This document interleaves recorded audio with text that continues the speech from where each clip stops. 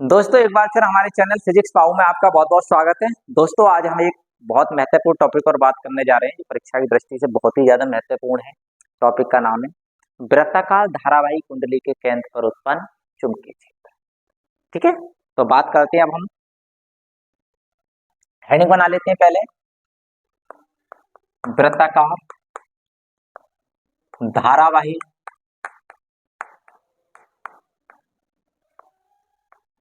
कुंडली के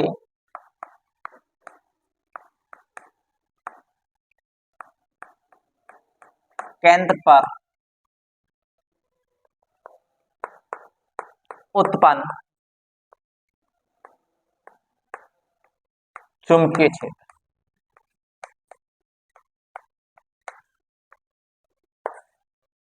आज हम वृत्ताकार कुंडली के केंद्र पर उत्पन्न चुंबकीय क्षेत्र। तो इंग्लिश में लिख लेते हैं, हम दूसरी चौक से लिख लेते हैं इंग्लिश में। Magnetic field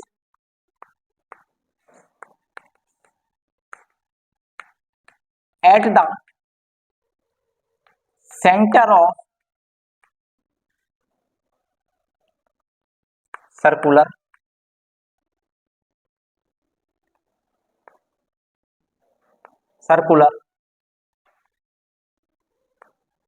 current carrying coil। ठीक है, चलो हम बात करते हैं। तो ऐसे समझाने के लिए हमने क्या काम करा, एक कुंडली बना लेते हैं। ये हमने कुंडली बनाई, कोई तार था उसे मोड़कर हमने कुंडली बनाई। ठीक है, और इस कुंडली में क्या हो रहा है भाई, यहाँ से धारा प्रवाहित कर दी और धारा प्रवाहित किधर को हो रही है, ऐसे हो रही है। ऐसे मतलब जानते हो, एंटी क्लॉकवाइज दिशा में, घड़ी के विपरीत दिशा में, घड़ी के घूमने की विपरीत दिशा में। तो एंटी क्लॉकवाइज दिशा में जब कभी भी वृत्ताकार चीज में धारा प्रवाहित होती है तो याद रखना उसके केंद्र पर जो चुंबकीय क्षेत्र होता है उसकी दिशा जो होती है कागज के तल के लंबवत ऊपर की ओर होती है। मतलब जो तल होता है उसके लंबवत होती है ऊपर की ओर। तो यहाँ पर चुंबकीय क्षेत्र लंबवत ऊपर की ओर। ये स्मॉल आर और इसकी त्रिज्या कितनी है भाई, स्मॉल आर त्रिज्या। टोटल लंबाई इसकी कुंडली कितनी है, यदि हम ऐसे तार को सीधा कर दे तो ये बन जाएगी। तो इसकी लंबाई कितनी है, स्मॉल है। ये हमने क्या काम करा, ये डीएल लंबाई ले ली।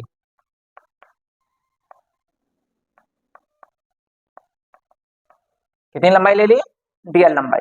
तो डीएल लंबाई के कारण चुंबकीय क्षेत्र भी तो डी भी होगा। और इसकी दिशा क्या होगी, दिशा मैंने बताई एंटी क्लॉकवाइज, तो लंबवत ऊपर की ओर, लंबवत ऊपर की ओर को डॉट लगा देते। ये इसकी दिशा। बोलो, यहां तक तो बात सबकी समझ में आ गई होगी।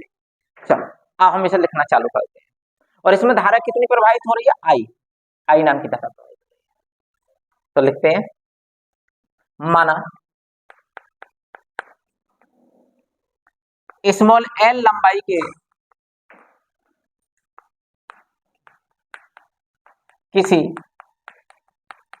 तार को मोड़कर स्मॉल आर त्रिज्या की कोई वृत्ताकार कुंडली बनाई गई है।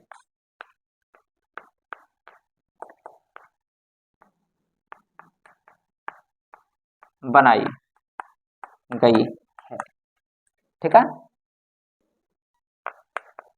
जिसके केंद्र O पर चुंबकीय क्षेत्र, चुंबकीय क्षेत्र को शॉर्ट में ऐसे लिख दिया, चुंबकीय क्षेत्र ज्ञात करना। ठीक है, बात समझ में आई। जिसके केंद्र ऊपर हमें क्या करना है, इसका केंद्र क्या है, O है, चुंबकीय क्षेत्र ज्ञात करना। ठीक है, एक बात और समझ लो, एक लाइन दिशा के बारे में भी लिख दो, नई लाइन से लिख देंगे, क्योंकि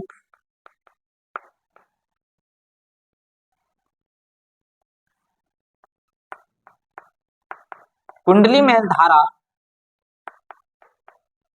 इंग्लिश में लिख देना ये, एंटी क्लॉकवाइज दिशा में बह रही है, इसलिए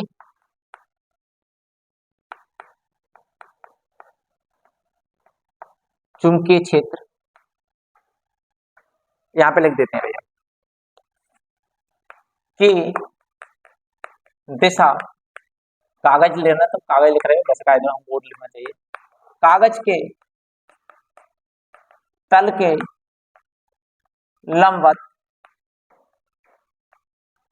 लंबवत ऊपर की ओर होगी,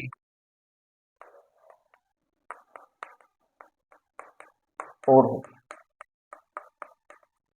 बात समझ में आई? कहाँ होगी कागज के तल के लंबवत? ऊपर की ओर, ठीक है। और ऐसे बहती तो कागज के तल के लंबवत कहाँ हो जाती? नीचे की ओर, ठीक है।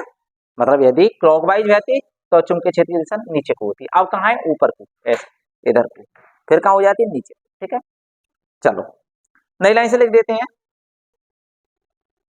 ये डीएल लंबाई है भाई, ये डॉट खींचने से ये वैसे हो गई है, डीएल लंबाई है, ठीक है। तो नई लाइन से लिख दो, डीएल लंबाई के अल्पांश के कारण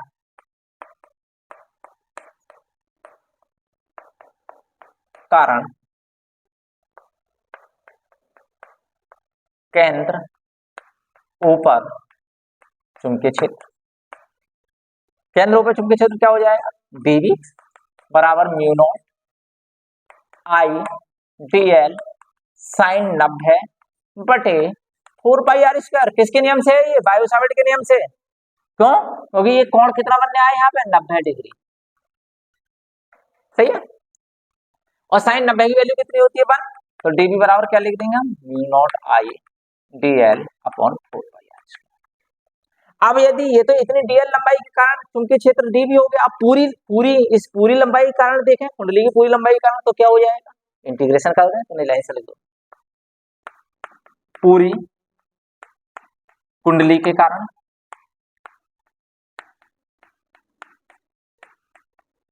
केंद्र ऊपर चुंबकीय क्षेत्र कितना हो जाएगा? b बराबर इंटीग्रेशन dv।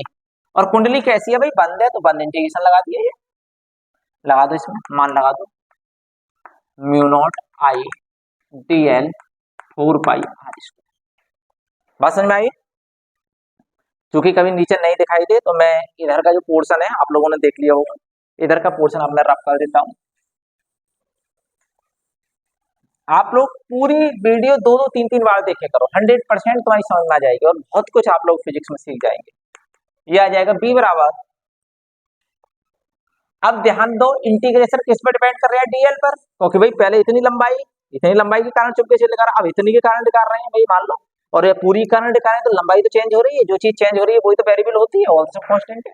तो ये mu naught I 4 pi are square, ये तो सब कांस्टेंट है भैया। तो इंटीग्रेशन किस पर डिपेंड करेगा? लंबाई पर। तो क्या हो जाएगा? इंटीग्रेशन डीएल, परंतु इंटीग्रेशन डीएल का मतलब क्या है? पूरी लंबाई, पूरी गोलाई की ये लंबाई, तो गोलाई की जो लंबाई होती है क्या होती है? 2 पाई आर, मतलब परिधि, सरकमफ्रेंस। तो नई लाइन से लिखो, परंतु इंटीग्रेशन डीएल को क्या लिख देंगे आप? परिधि कितनी होती है? 2 पाई आर होती है। सरकमफ्रेंस कितनी होती है वृत्त की? 2 पाई आर। तो यहाँ मान लगा दो, तो बी बराबर क्या आ जाएगा? म्यू नॉट आई बटे 4 pi are square into 2 pi r. R से आर एक कट गया और पाई से पाई पूरी कट गई, 2 से 4 2 बार कट गई, कितना आ गया? म्यू नॉट आई बटे 2 आर। ये भी का मान आ गया। अब हम ये मान लें कि कुंडली में एन फेरे हैं,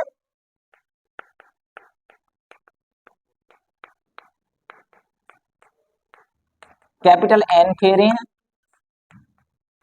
तो क्या हो जाएगा भाई? तो एन से और गुणा कर दो, तो बी बराबर हो जाएगा एन म्यू नॉट आई बटे 2 आर, ठीक है। तो ये हमारा वृत्ताकार कुंडली के केंद्र पर उत्पन्न चुंबकीय क्षेत्र का सूत्र लिखा है। समझ में आई बात? और एक बात तो हल्की सी और बता दूं, कुंडली और एक शब्द होता है लूप, वृत्ताकार लूप भी शब्द हो सकता था। यदि वृत्ताकार लूप है तो वहां पर कैपिटल एन का मान 1 हो जाएगा, मतलब एक फेरे की जो कुंडली होती है, एक चक्कर वाली जो कुंडली होती है उसे हम लूप कहते हैं। ये बात आप ध्यान, समझ में आई बात? ठीक है, इसी के साथ हम विराम लगाते हैं।